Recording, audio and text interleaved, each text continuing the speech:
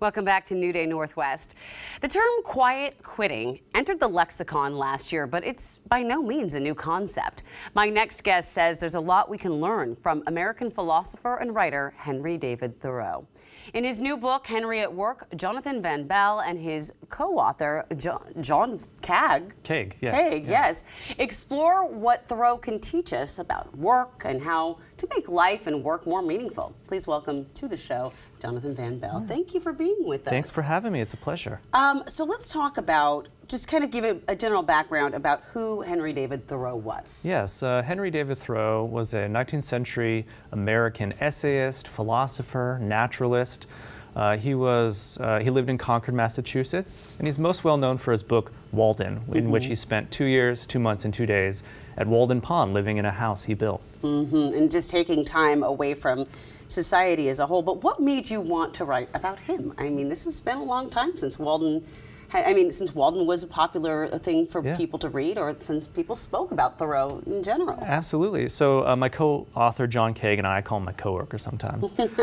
He and I are both students of Thoreau, and we saw in Thoreau's example in his work lessons for today about work, because he definitely wanted to get away from the grind, get away from the rat race.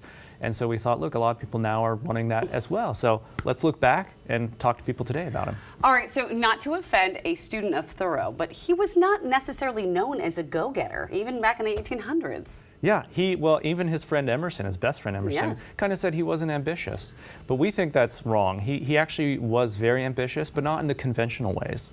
He was actually a go-getter. He worked all kinds of jobs. He was a machinist. He actually invented a machine to make a finer grain of pencils, which he worked for his dad's pencil company. He was a surveyor. He actually was the first to survey Walden Pond and determine its depth. He did gig work. He was part of the original gig economy. He shoveled manure. He was a carpenter. So he was a go-getter in a lot of ways that people don't know about. Very intelligent, too, to be able to do surveying, which includes math and all sorts of things. Oh, yeah. Ralph Waldo Emerson called him basically lazy? Yeah, in his obituary for Thoreau. They had kind of gone their separate ways a little bit. I mean, he loved Thoreau, and his obituary is nice, but he did mention he wasn't ambitious. Was it because of those 2 years he took staring at Walden Pond? It's because he didn't want a conventional job. He didn't want a conventional career. He wanted to do his own thing his own way. Okay. You know what's interesting is thinking about Thoreau's solitude. It reminds me of the early days of the pandemic, where we were actually forced into solitude and having to stare at, not all of us were lucky enough to be on a beautiful lake in Massachusetts, but we were forced to be alone and really be with ourselves. That made a lot of people really reconsider what they wanted in life, and related to your book, what they wanted to do for work. Absolutely, and that's one of the reasons we wrote this book, because people were forced to stay home. And we wrote this during quarantine. We wrote it remotely, in fact, John and I. So we're both confined to our homes.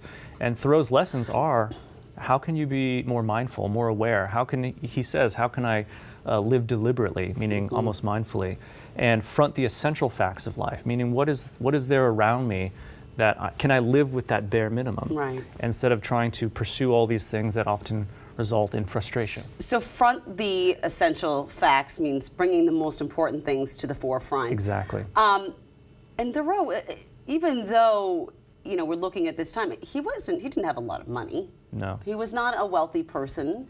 So a lot of folks might say, well, here's somebody who just bought a beautiful house and lived on a lake, but that's not the case. No, he borrowed an axe. He borrowed supplies. He bought supplies for low. In fact, in the first chapter of his book, Economy, he lists the price and costs of things to show how cheap it is. So it's a budget right in the beginning of this famous book. It's a budget. And I want to say too, on economy, it comes from the Greek oikos nomos, which he talks about, meaning the laws of the home. So he wanted to refocus on the home as the basis of a good life. And he did that, in my opinion. So important, because you realize how important it is, those essential things, to come back to those essentials and not worry about that world around you so much. I want to take it back, because this is specifically about Henry at Work. Let's talk about that concept, that notion of quiet quitting. Yes. What would Thoreau have had to say about that? It's a very good question. I think he would say, don't do it quietly. I think he'd say loud quit. In fact, when his first job out of college was a teaching job that actually had a pretty good salary for the town.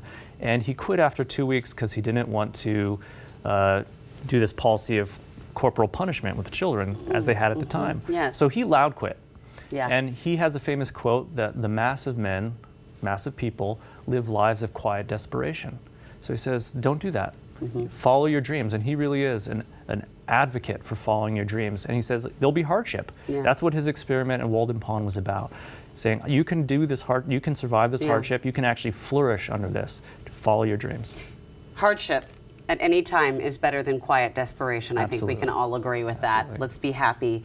Thank you for this very fascinating book, a very intelligent and interesting read. It has been a pleasure talking with you about it. And also, if you'd like to hear more from Jonathan, he actually has a book event tonight with local author and critic Curtis White. So it all starts at 7 o'clock at Elliott Bay Book Company. Go there and expand your mind.